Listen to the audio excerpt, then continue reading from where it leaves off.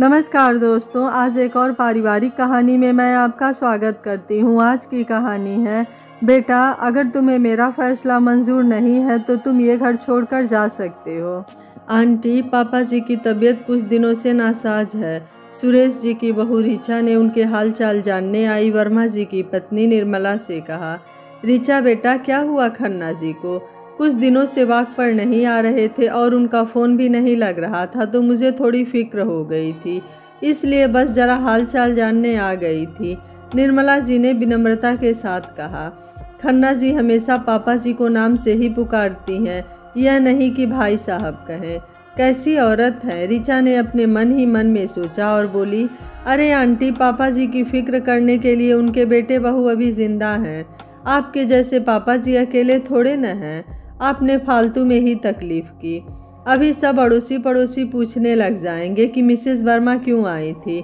अब आंटी, आप तो खुद ही समझदार हो, आजकल लोग किसी की उम्र का भी लिहाज नहीं करते। क्या ज़माना आ गया है, किसी का भी नाम किसी से जोड़ते लोगों को ज़रा भी शर्म नहीं आती। ऋचा ने निर्मला जी को बेइज्जत करने से पहले 2 मिनट के लिए भी नहीं सोचा। ऋचा के बिस बुझे बातों के तीरों को अपने दिल पर लिए आंखों के कोरों तक लुढ़क आए मोतियों को दबाए निर्मला जी इतना सा कहकर लौटने के लिए मुड़ी ही थी कि बेटा, खन्ना जी का ध्यान रखना। हाँ आंटी, रख ही रहे हैं, आप बुरा मत मानना, फिर आप कभी पापा जी को भाई साहब भी नहीं कहती। किस किस का मुँह रोके। ऋचा का बोलना बदस्तूर जारी था। बस बेटा बस करो। निर्मला जी चली गई थी। अपने मंसूबों में कामयाब हुई ऋचा का दिल बल्लियों उछल रहा था। वह अपने पति नितिन का बेसब्री से इंतज़ार करने लगी ताकि वह उसे बता सके कि कैसे उसने निर्मला जी को बेइज्जत करके घर से निकाल दिया। वैसे भी उसे निर्मला जी फूटी आंख नहीं सुहाती थी। शाम को सुरेश जी का बेटा नितिन जैसे ही ऑफिस से घर पहुंचा, ऋचा ने नितिन को सारी घटना ज्यों की त्यों सुना दी और कहा, देखना, आज के बाद बूढ़ी अपने घर की तरफ देखेगी भी नहीं। इस बुढ़ापे में पापा जी पर डोरे डाल रही है। खुद का तो पूरा परिवार निगल गई और अब इस घर की मालकिन बनने के सपने देख रही है। अकेली औरतों का यही काम है। पापा जी को भी तो अपनी उम्र देखनी चाहिए। तुमने बिल्कुल सही किया। आसपास के लोग भी आजकल टोकने लगे थे। दबे मुँह पापा और निर्मला वर्मा की चर्चा होने लगी थी। नितिन ने अपनी पत्नी की हाँ में हाँ मिलाते हुए कहा। उधर बिस्तर पर पड़े सुरेश खन्ना के कानों में भी अपने बेटे बहू की बातें पड़ी। बहू से ज़्यादा धक्का उन्हें अपने बेटे की बातों से लगा। जिस बेटे के लिए उन्होंने अपनी पूरी जिंदगी स्वाहा कर दी, वह उनके बारे में इतना संवेदनहीन कैसे हो सकता है। माना वे वृद्ध हो गए हैं, लेकिन इंसान तो है ना। निर्मला जी, उनके पति महेश जी और सुरेश जी तीनों ही कॉलेज के ज़माने के दोस्त थे। निर्मला जी और महेश जी दोनों का अपने परिवारों की रजामंदी से प्रेम विवाह हुआ था। फिर सुरेश जी का विवाह सुचित्रा के साथ हो गया था। शादी के बाद भी उन तीनों की दोस्ती बरकरार रही। अब वह तिकड़ी सुचित्रा जी के आने से चौकड़ी बन गई थी। शादी के बाद अक्सर महेश जी सुरेश जी को छेड़ते हुए कहते थे कि निर्मला को भाभी कहा कर। भाभी से पहले मेरी दोस्त है, जा नहीं कहता भाभी, सुरेश जी हंसते हुए कहते थे।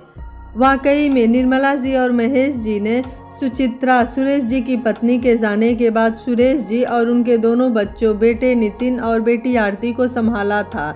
उनका सहयोग था, तभी तो सुरेश जी बिन माँ के अपने दोनों बच्चों को पाल सके थे। इंसान समाज से भी लड़ जाए अगर उसके अपने साथ हों, पर यहाँ तो सुरेश जी के बेटे बहू ही उन पर कीचड़ उछाल रहे थे। अपने आप को नए ज़माने के मानने वाले, कहने वाले स्त्री पुरुष के बीच भी दोस्ती हो सकती है, ऐसा मानने को तैयार नहीं थे। अपने आप को अत्यधिक आधुनिक मानने वाली उनकी बहू ऋचा ने कभी उनके सामने अपने सिर पर पल्लू तक नहीं रखा था। खैर, उन्हें कोई ऐतराज़ भी नहीं था। ऋचा को भी उन्होंने आरती के जैसे सब स्वतंत्रता दी थी, लेकिन आज अपने बेटे नितिन की बातों ने उन्हें तोड़कर ही नहीं रख दिया था, बल्कि शर्मसार कर दिया था। उनकी परवरिश में ऐसी क्या कमी रह गई जो उनका बेटा इतनी घटिया सोच रखने लग गया था। वह और निर्मला जी अकेले हो गए हैं, अपने अपने जीवन साथियों को खो चुके हैं। इसलिए ही तो बेटा और बहू उनकी तकलीफ समझे बिना उन पर चरित्रहीन होने का लांछन लगा रहे हैं। कोई भी इंसान अकेले नहीं रह सकता है, उसे हमेशा एक ऐसे साथी की तलाश होती है जिसके साथ वह अपने सुख दुख बांट सके। अकेलेपन का दर्द वही समझ सकता है जिसने अकेलापन भोगा हो। बेचारी निर्मला तो अपने बेटा, बहू, पोता पोती और पति सभी को एक सड़क दुर्घटना में खो चुकी है। अपना सब कुछ खोने के बाद भी जिंदगी से कोई शिकायत नहीं करती। वहीं सुरेश जी पूरा परिवार होते हुए भी अकेले थे। बेटे बहू की अपनी दुनिया थी। उनके पास अपने बूढ़े बाप से बात करने के लिए ज़रा सा भी वक्त नहीं था। निर्मला जी के साथ 2 घड़ी बात कर लेने से सुरेश जी और निर्मला जी दोनों का ही मन हल्का हो जाता था। दोनों कुछ देर हंस बोल लेते थे, लेकिन उनके अपने बच्चों से ही उनकी इतनी सी खुशी बर्दाश्त नहीं हो रही थी। आज सुरेश जी सोच रहे थे कि काश उन्होंने अपनी बड़ी बहन की बात मान ली होती तो निर्मला जी को इस तरह यहाँ से इतना बेइज्जत होकर तो नहीं जाना पड़ता। अरे सुरेश, शादी कर ले। बुढ़ापे में जीवन साथी की सबसे ज़्यादा ज़रूरत होती है। जिन बच्चों के खातिर तू शादी करने से मना कर रहा है, वही बच्चे जब बड़े होकर अपनी अपनी ज़िंदगी में मसरूफ़ हो जाएंगे, तब अकेले बुढ़ापा काटना मुश्किल हो जाएगा। यह अच्छा प्रस्ताव है। लड़की अच्छी है, मेरी देखी भाली है, दोनों बच्चों की अच्छे से देखभाल करेगी। वैसे भी तू अकेला क्या क्या करेगा, घर, नौकरी और बच्चे। सुरेश जी को अपनी बड़ी बहन सीमा की कही एक एक बात याद आ रही थी। नहीं सीमा दीदी, नहीं। पहले तो सुचित्रा की जगह मैं किसी और को नहीं दे सकता। दूसरा, बच्चे इतने छोटे भी नहीं है, ये भी अपनी माँ की जगह किसी और को नहीं देंगे। नितिन 14 साल का हो गया है और आरती भी इस साल नवंबर में 12 साल कंप्लीट कर लेगी। सुचित्रा को भी गए 3 साल हो गए हैं। अब तक कर लिया तो आगे भी कर लेंगे। सुरेश जी ने ऐसा कहकर सीमा दीदी को साफ साफ मना कर दिया। सुरेश जी ने अपने दोनों बच्चों की खातिर दूसरी शादी न करने का फैसला ले लिया था। वे अपने बच्चों को सौतेली माँ के साए से बचाना चाहते थे। सौतेली माँ बच्चों के साथ अच्छा व्यवहार नहीं करती। सुरेश जी को भी इस सुनी सुनाई धारणा पर विश्वास था। कैसे भी दुख सुख पाकर सुरेश जी ने बेटे नितिन और बेटी आरती की परवरिश की, और परवरिश ही नहीं, अच्छी परवरिश की। आरती डॉक्टर बन गई थी और अब अपना शादीशुदा जिंदगी में खुशहाल थी। नितिन भी चार्टेड अकाउंटेंट हो गया था। नितिन की शादी ऋचा से कराने के बाद सुरेश जी ने सोचा था कि आरती के चले जाने से घर में पनपा सूनापन ऋचा के आने से समाप्त हो जाएगा। लेकिन शादी के बाद ऋचा और नितिन की अपनी एक अलग दुनिया बन गई थी और उस दुनिया के लिए सुरेश जी बेगाने से हो गए थे। सेवानिवृत्ति के बाद तो सुरेश जी का अकेलापन और बढ़ गया था। जब तक ऋचा नहीं आई थी, सुरेश जी और नितिन साथ में बैठकर क्रिकेट मैच देखा करते थे। कभी कभी दोनों बाप बेटे किचन में एक साथ खाना बनाते थे। नितिन सुबह शाम ऑफिस जाने से पहले और ऑफिस जाने के बाद सुरेश जी के पास बैठकर बातचीत करता था। कभी कभी दोनों बाप बेटे साथ में मॉर्निंग वॉक के लिए भी जाते थे। लेकिन ऋचा के आने के बाद बहुत कुछ बदल गया था। सुरेश जी को नितिन या ऋचा से कोई शिकायत भी नहीं थी। वह अच्छे से जानते और समझते थे कि एक दूसरे को समझने के लिए दोनों को साथ में वक्त गुजारना ज़रूरी है। उन्होंने अपने आप को दफ्तर में व्यस्त कर लिया था, लेकिन अब तो दफ्तर ने भी उन्हें सेवानिवृत्ति दे दी थी। इसी बीच निर्मला जी ने अपने पति को ही नहीं, पूरे परिवार को, और सुरेश जी ने अपने अजीज दोस्त महेश जी को खो दिया।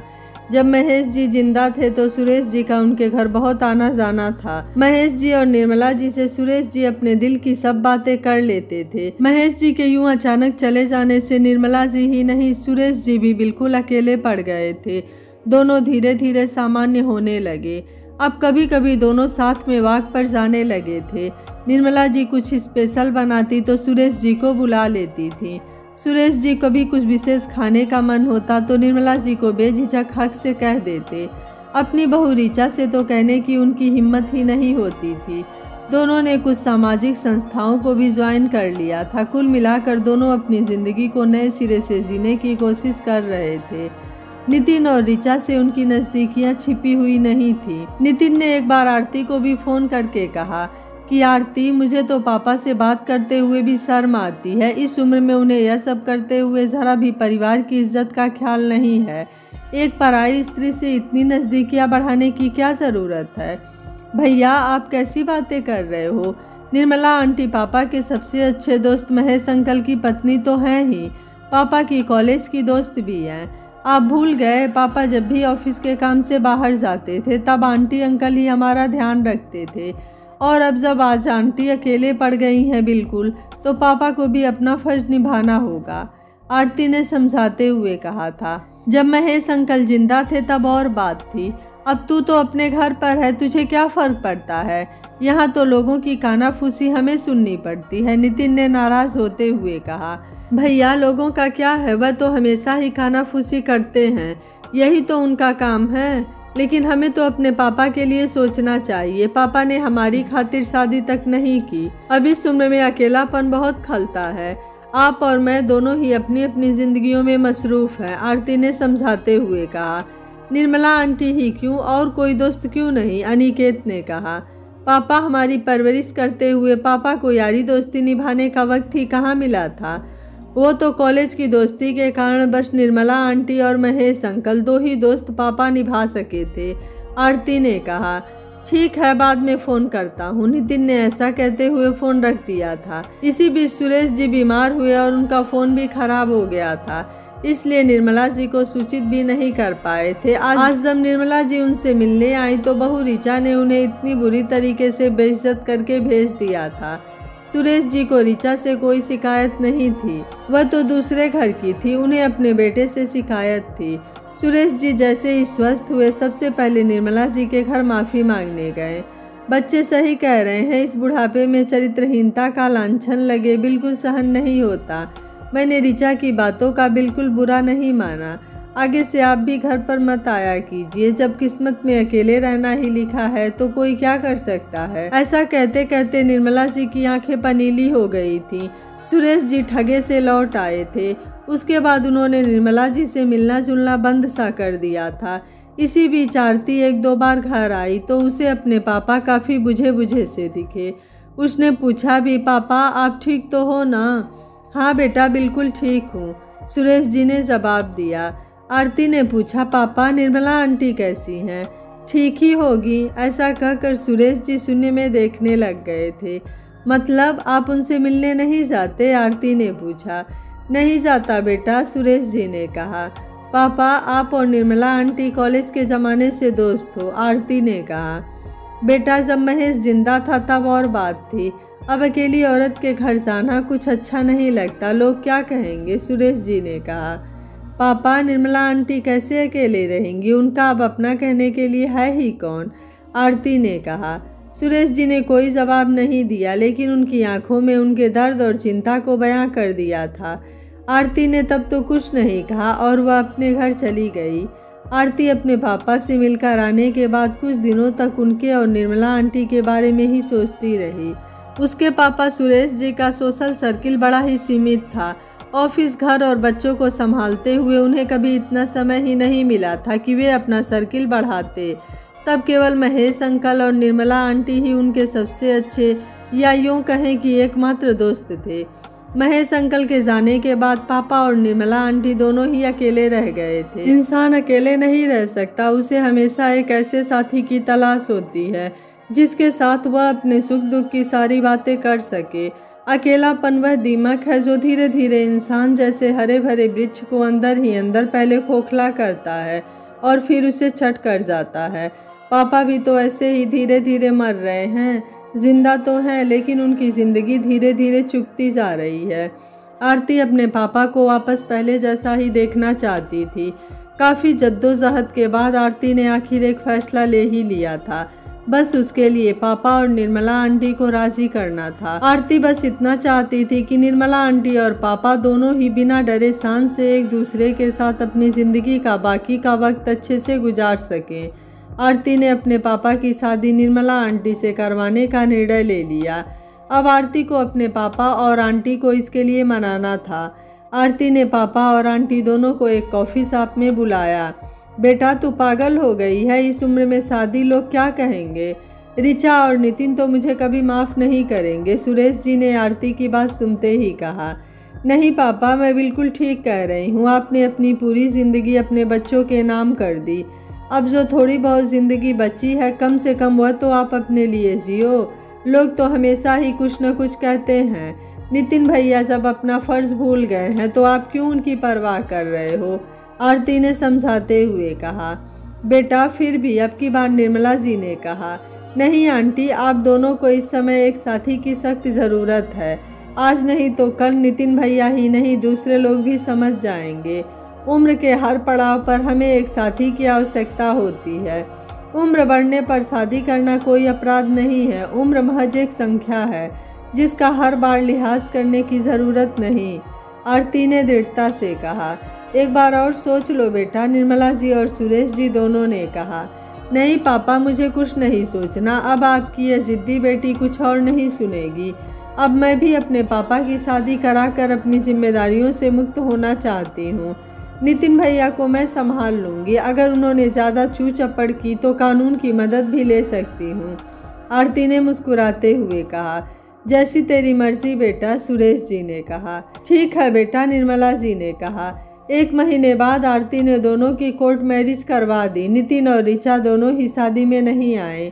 नितिन ने निर्मला जी के गृह प्रवेश का विरोध किया तो आरती की दी हुई हिम्मत के कारण सुरेश जी ने साफ साफ कह दिया कि यह मेरा घर है। जिसे निर्मला जी के यहाँ रहने से तकलीफ है वह यहाँ से चला जाए।